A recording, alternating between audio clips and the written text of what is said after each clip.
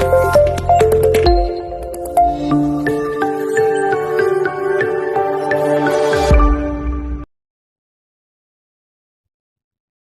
اللہ الرحمن الرحیم۔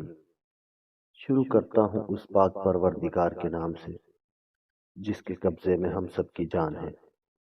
السلام علیکم ورحمۃ اللہ وبرکاتہ۔ ایک بادشاہ جو طاعون کی وبا کے ڈر سے بھاگ گیا۔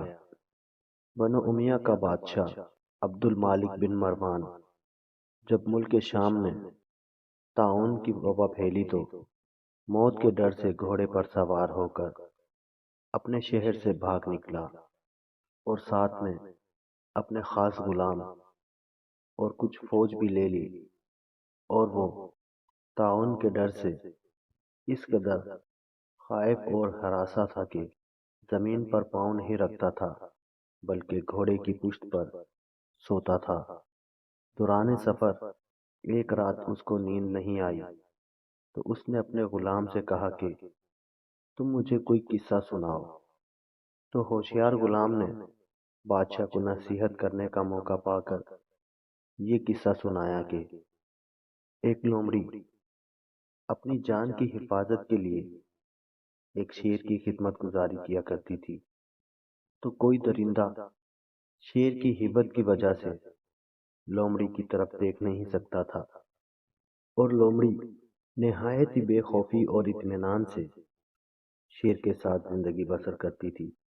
اچانک ایک دن ایک عقاب لومڑی پر جھپٹا تو لومڑی بھاگ کر شیر کے پاس چلی گئی، اور شیر نے اس کو اپنی پیٹھ پر بٹھا لیا۔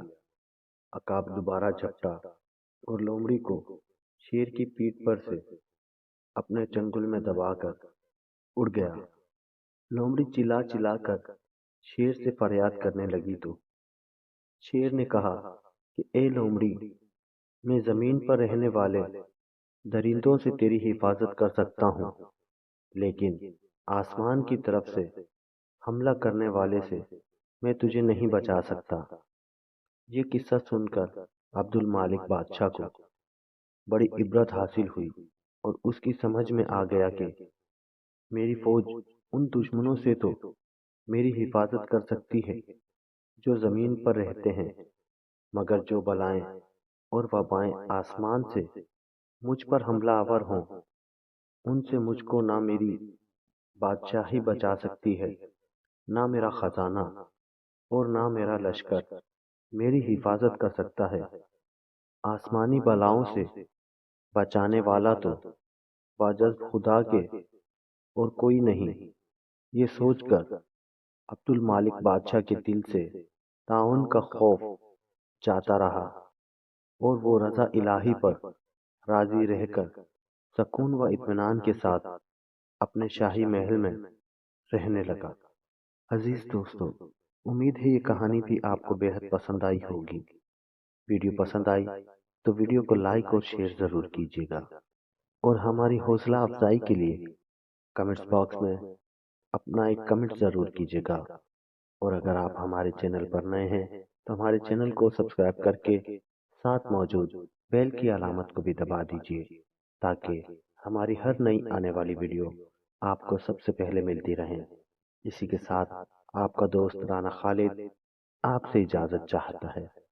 پھر ملیں گے کسی نئی ویڈیو کے ساتھ، تب تک کے لیے اللہ ہم سب کا حامی و ناصر۔ اللہ حافظ۔ السلام علیکم ورحمۃ اللہ وبرکاتہ۔